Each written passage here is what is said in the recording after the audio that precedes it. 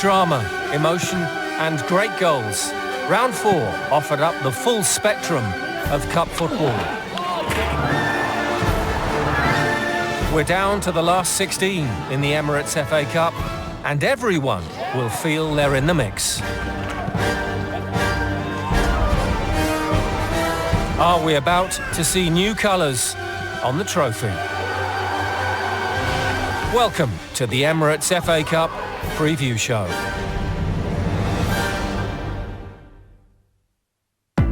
Coming up is Carlo Ancelotti, the man to end Everton's long wait. I don't think that we are desperate, but we have the great motivation to try to win some trophies this season. As Barnsley prepare to host Chelsea, we revisit one of the great FA Cup shocks. Every year there's a big story and, that year it happened to be us. 34 in May. Is this Mark Noble's last chance of success? If we win the FA Cup this year, it'll be a dream come true if that happened. You just need that little bit of luck and I'm hoping it's this year for us. Heartbroken 2 years ago, Swansea hoped for better against Manchester City. We're really looking forward to the game. It's going to be a really tough challenge, but one we want to embrace, and one that we hopefully won't have any regrets from. And in our cup quiz, do you know your history? In 95, I'd just been born.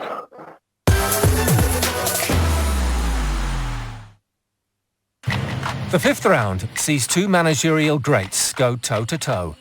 If the measurement of a manager is trophies, few can be considered more successful than Jose Mourinho and Carlo Ancelotti. They've managed at Europe's elite and share a mutual respect. I know very well. Jose is a good friend of mine. We have a good relationship and of course we are opponents for that game, but after that the friendship will remain. I think everyone in football admires Carlo as a coach and as a person. He's one of the top managers in the world of the last 2 decades and of course now. Despite their heavyweight status, the two have only met on 6 previous occasions. No, not a lot of time, but when he was in Italy we played against. He was in Inter, I was in Milan. We had derby. We played one time when I was in Chelsea and he was at Inter. And usually there were more defeat than victory. I think that this season for every team is up and down. The fact that there are no fans, there are a lot of away victory, there are a lot of unpredictable results. And so Tottenham was at the top of the table a few months ago. We were at the beginning at the top of the table. It's a team with a lot of quality, an experienced manager, fantastic players, so of course we have to take care of them. It is a really important competition for us because the FA Cup is always important in England. Above all for Everton, that is, I don't think that we are desperate, but we have the great motivation to try to win some trophies this season. It's been a progressive season for Everton under the Italian, who's attracted A-list players and developed those at the club. In the summer we had the opportunity to sign players that I knew, that I worked with in the past, Alan and James, and I think that James has a lot of quality. Richarlison and Dominic Calvert-Lewin are more powerful players. This combination can be good, can be helpful for us to have success. It was their last trophy 26 years ago, but Ancelotti believes he can bring the FA Cup back to Goodison. It is a fantastic dream for everyone. We know that it's really difficult because the competition here is really high, but we have to try to use our strength, our motivation, our ambition to reach the final. It's an opportunity that we have that can give us the possibility to play in Europe next season. The real target of this season is to play in Europe next season, and of course if we are able to win the FA Cup, it will be fantastic. We know how our fans are passionate. With closed door we had a lot of difficulties at home. It was enough to have 2,000 supporters at the stadium during the game against Chelsea and Arsenal to be able to win the game. Our fans missed us a lot, and we would like to have them soon at the stadium at Goodison Park. In Ancelotti's corner, Cup winner in '95, Duncan Ferguson. Duncan has a lot of charisma, he knows very well the club, he was here, and it is important to have charisma in front of the player. He's working a lot with the strikers to give to them some secrets in the box. I think that with this job Dominic improved a lot, and we have a good relationship. But there can't be a split decision. One side will have to find the knockout. To go forward in the FA Cup, I think, is the target of all the teams in England, because I said it's the oldest competition in the world, and is a really attractive competition, and I had the luck to win this trophy with Chelsea, and I have a fantastic memory of that moment.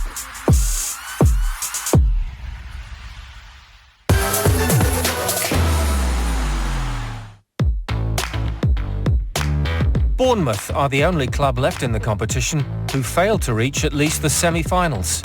The Championship side face Burnley, aiming to reach their first quarter-final in almost 2 decades.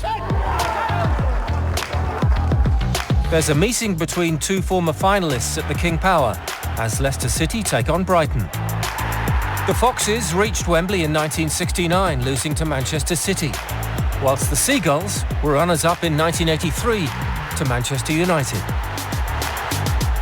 Chris Wilder's Sheffield United will be looking to make it a Bristol double on Wednesday. The Blades boss brought up a century of Sheffield United wins in the 3rd round victory at Bristol Rovers. There it again for 3-2. This is unbelievable. Nothing blunt about the Blades today. They've scored a 3rd here. Now United face Championship Bristol City. Southampton's reward for knocking out the holders Arsenal in the last round is an away tie at Wolves, who were narrow winners at Chorley thanks to a wonder strike from Vitinha. Stunner after 11 minutes and Wolves are ahead.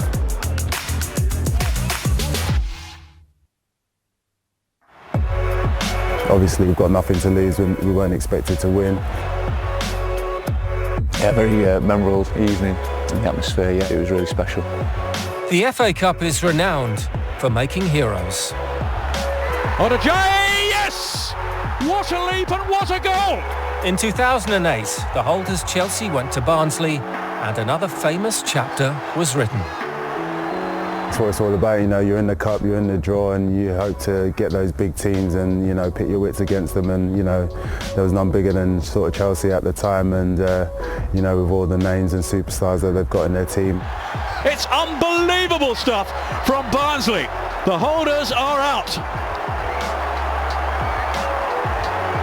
I remember the first couple of rounds, you know, they weren't particularly attractive ties. The Blackpool game wasn't too pretty, the Southend game was worse, and it was a real scrap. Little did we know how important that game was to be. A warm welcome to Anfield on a sunny and crisp winter's afternoon. Obviously when the big teams come in, then you're hoping for one of the big 4 or 5 teams, preferably at home, but you couldn't really complain when you draw Liverpool at Anfield. You know, I was buzzing with that one. I think we had a set piece which I was up for, the ball got cleared, and normally I might have been running back toward the halfway line, but it was almost instinct to just stay up there and see what happens. Great ball in from Devaney, and the header's in! A goal for Stephen Foster! Obviously I've seen the goal a few times through replays, and you know, it's obviously one of the highlights of my career, you know, to score against Liverpool at the Kop end. you know, was an emotional one for me. As my dad died the year before I came to Barnsley, all the emotion seemed to pour out in that when I scored that equaliser. 40 seconds remaining. But Brian Howard on the ball here, sure that he was fouled, and he scores now! What a dramatic moment in FA Cup history! No one quite expected it. The fans, you know, obviously fantastic in the game, just absolutely over the moon, and it was great. It's a quarter-final tie here to savor. Chelsea surely will be on their toes after Liverpool's demise. We wanted to win, and we thought we were capable of you know, at least giving them a good run. This is where it happened.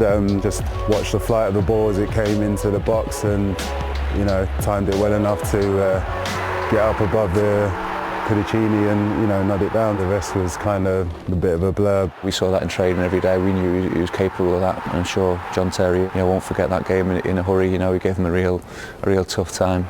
It was just crazy. I mean, like I said, the pitch invasion and trying to walk back and get through the tunnel. The fans were just everywhere, and you know, it was great scenes, and like I said, just a great moment.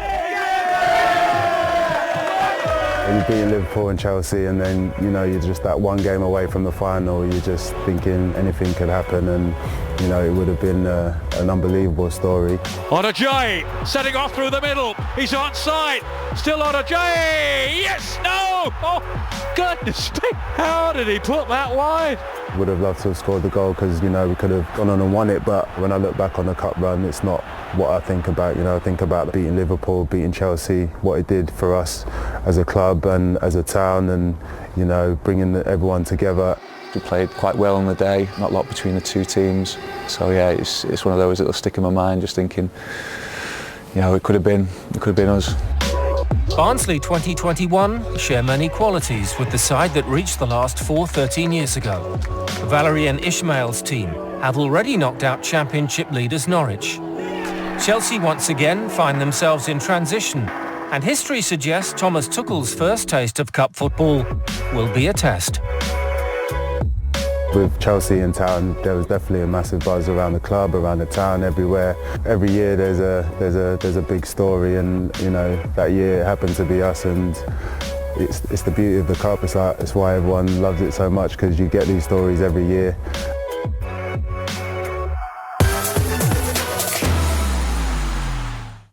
Still to come, the Welsh club flourishing under an England World Cup winner. He knows what it takes to be a very good young player, so he's helping our younger lads now to try and fulfil their full potential. And there are no clues in our FA Cup quiz. Go on, tell me.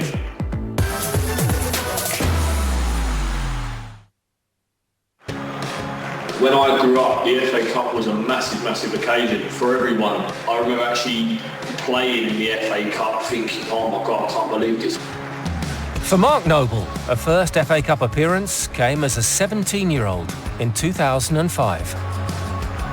It was Norwich at home. I think we won 1-0. I remember there was a point in the game where I think it was Luke Chadwick got to the byline. I was literally in front of the goal about 3 yards out, for a tap-in, and I think the overhead hit it behind me. And it's something that's never left me really. I'm thinking like it was a chance to score, do you know what I mean, on the FA Cup debut, but that Norwich game for me was an amazing occasion. Noble's first goal for his boyhood club came in the Cup 2 years later. Was it Brighton? Yes, Carlos Tevez chested it down to me and like a sort of volley into the ground. Yeah, I remember my family being up in the box at Upton Park, and I remember Teddy Sheringham was warming up on the touchline, and I run and jumped on him into his arms. It was a great occasion. The three-time winners from East London have reached a total of 5 finals, the most recent in 2006, with Noble at the game as a fan. I went to the game, I was online, I come back, and Alan Pardew took me and my mate who was in the youth team at the time, Chrissy Cohen, up to the game, and we travelled with the team, but we didn't make the bench. Oh, it's in! Paul Konchesky! We thought we'd won. We played that well, and Stevie G had other plans on the day. Oh, goodness me! It was a fantastic occasion for the fans to see that, and we're so close to winning the FA Cup. And Liverpool have won the FA Cup. Now 33, Noble has led this season's Hammers to wins over Doncaster and before that Stockport in round 3. As soon as we got there and we see the pitch, it reminded me of a cup final you get to with the school, you know, and the pitch is the rain and there's no one there obviously because of COVID, and within 15 minutes my boots were waterlogged, and it was just a great game to be involved in. The 5th round takes West Ham to Old Trafford, and despite 2 narrow cup defeats to United in recent seasons, the Hammers have lost just once in 2021. Manchester United are in a great reign of form at the minute. You know, they're a top team, got some top players, but we've been playing well ourselves this season, and it's just one that we can go to Old Trafford, enjoy the game.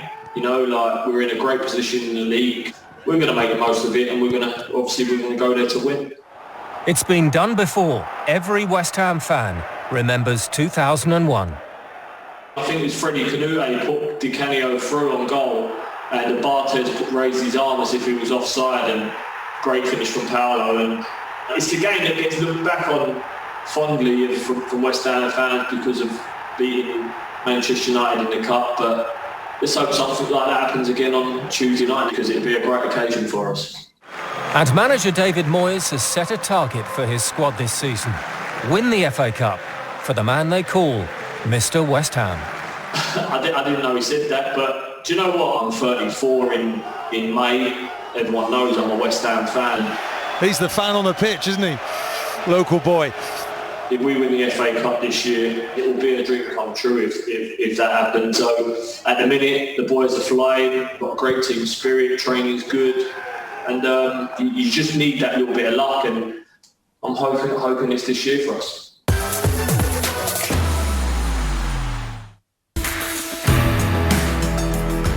In 2017, Lincoln City travelled to Premier League Burnley, aiming to become the first non-league team to reach the last 8 in more than a century. Having that cup run has really raised the profile. It's maybe put Lincoln back on the map, and there's a lot of young people now that support Lincoln that maybe didn't before.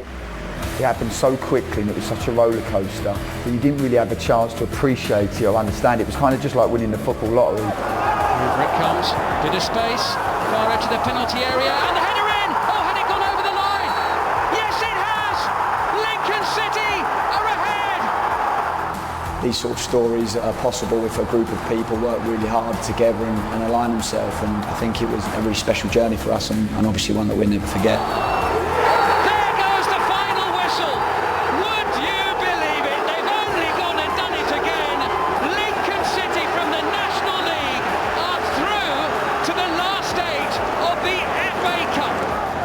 Miracle for a non-league team to be in the last 8, I think, and the levels that they got to and the way that they performed has definitely set a new benchmark for us. Yeah, I can always remember Ronnie Radford's goal, and also some of the other brilliant underdog stories that live on as great FA Cup memories, and thought that maybe we'll be one of them is pretty special.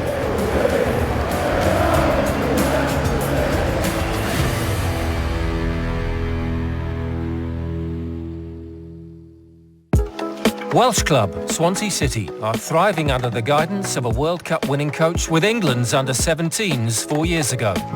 His name? Steve Cooper. We've got a lot of young players in the squad that are training with us every day, and we're trying to give them as many opportunities as we can, and whether they're going through good or bad moments is offering the same level of support. It's always good to see them doing well, but it's also important that they know we're always there for them when things are not so good as well, and that's how we work. Obviously he worked with youthful players before he came and managed us, so he knows what it takes to be a very good young player, so he's helping our younger lads now to try and fulfil their full potential. In the 5th round, the Championship side face Manchester City, reuniting the Swansea manager with Phil Foden and Raheem Sterling. I was at Liverpool coaching the academy when he joined, so I know from that period he quickly moved away from the academy, truth be told, and was in the first team environment, and obviously has gone on to do so well. And I've seen him once or twice in and around the England environment from my time there. I worked with Phil quite a few times over a couple of years with England, and obviously it's fantastic to see how well he's doing and the contribution he's having now in the first team. He's obviously a really good player, but he's a really, really good lad as well. When Cooper arrived at Swansea in 2019, he showed his faith in youth, making a 24-year-old the captain. Obviously it was a massive honour given to me by the gaffer, and I feel like I've kind of just grown into the role over the past year and a half. There's a lot more responsibility, probably more than what I realised. Just kept learning day by day, game by game, and feel like it's just part of who I am as a player now. I don't treat a captain just as a player that wears the armband. It's much more important to me and the responsibility and the role that they play. And he does that really well. He takes it very seriously, both on and off the pitch. He understands the responsibility, really growing in the role, and just hope he can keep it going. And the Swansea captain played a key role in the fourth round victory over Nottingham Forest. Just remember the ball coming to the edge of the box, take a touch out of my feet and just thought strike it as well as I can, and just flew in, so couldn't really call it much sweeter. You know, to score 5 goals against Forest, it was a great return, and of course the objective was just to get to the next round, but we did that and did it in style. A few more of them wouldn't go amiss. The last time the Swans faced City was in the FA Cup in 2019, a match Grimes will never forget. I remember it was a very tough game. Obviously they had an array of quality playing. They're a fantastic team. Just before the game, the assistant manager came up to me and said, "Do you want to hit penalties today?" Because Ollie McBurney, who was our main penalty taker, was ill. And then suddenly we had a penalty, so I didn't think too much of it until I put the ball on the spot and then just struck it as best I could, and thankfully went in. The second goal was a very good goal, actually. It was a perfect start for us. But like I said, with the quality that they've got, it was obviously always going to be a tough battle in the second half, and then they just came through with a few moments of quality and won the game. So disappointing day in the end, but I was really proud of the team and how we played that day. That season, City went on to win England's 4 major trophies. But 2 years later, Swansea believe they can test this year's favourites.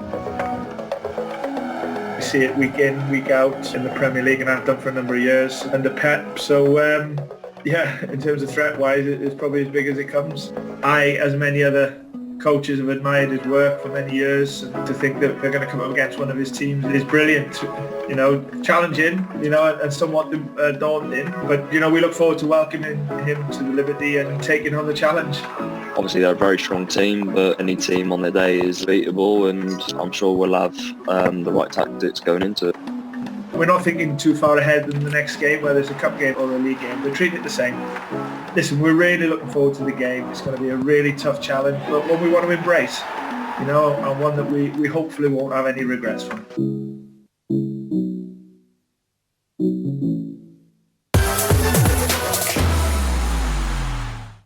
Finally, it's quiz time, and this week it's Matt Grimes against Mark Noble. So how's your cup trivia, lads? My knowledge is not great about it, but I'll try it. Question 1. The holders and the competition's most successful club, Arsenal, are out after losing to Southampton in round 4. So which team left in the competition has the most FA Cup wins to their name? United. Man United. Manchester United. Correct. The most successful side left in the competition are Manchester United, with 12 wins, 2 fewer than Arsenal. Question 2. Swansea host Manchester City, but who scored the winning goal the last time the clubs met in the competition 2 years ago? Wow. Aguero. Yeah, I remember that one. Sorry to remind you, Matt, it was Sergio Aguero who scored the decisive goal in City's 3-2 win 2 years ago. Question 3. Mr. West Ham, Mark Noble, scored his very first Hammers goal in the FA Cup. But in what year? 2000 and... I'll say 2003. 2007. 2007. Correct. Mark's first West Ham goal was in a third-round win over Brighton in 2007. Question 4. Barnsley famously beat Chelsea in the 2008 quarter-finals. But who was the Blues manager at the time? Wow, that was a long time ago now, wasn't it? Ranieri. I'm going to guess Avram Grant. Oh. Well done, Matt. Chelsea's manager 13 years ago was indeed Mark's former West Ham boss, Avram Grant. And finally, Everton and Spurs last met in the 1995 semi-finals, but which Nigerian striker scored twice in a 4-1 win for the Toffees? In 95? Nigerian striker? So I'd just been born. I think I was 8 at the time. Oh, I don't know. Go on, tell me. Well, it was Daniel Amokachi who scored the most important goals of his Everton career. So this week's quiz ends in a 3-3 draw. Yeah, I'll take that. Cheers, pal.